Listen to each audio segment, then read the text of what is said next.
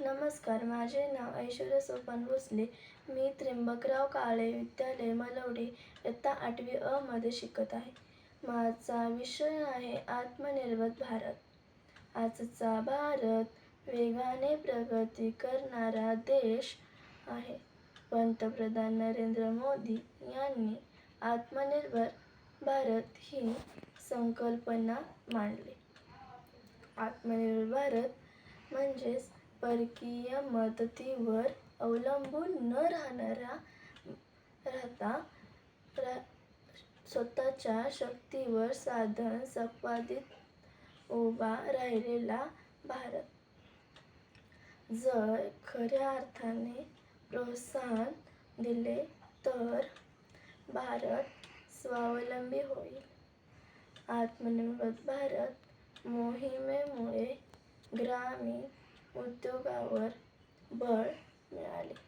आत्मनिर्भर भारत हे केवळ घोषवाक्य नसून प्रत्येक भारतीयाचे कर्तव्य आहे. स्वावलंबीची वाट घेऊन हातात भारत होईल सक्षम, जग होईल मात. श्रम आणि ज्ञानाची करूया शिदोरी. आत्मनिर्भर भारत देईल नवी चांदोरी. आत्मनिर्भर भारत देईल नवी चांदोरी.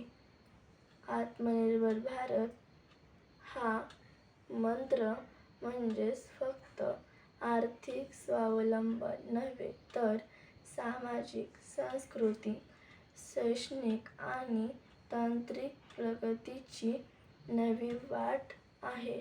स्वतःच्या बळावर उभा राहिले स्वदेशीची पताका उंचवूया अभिमानाने.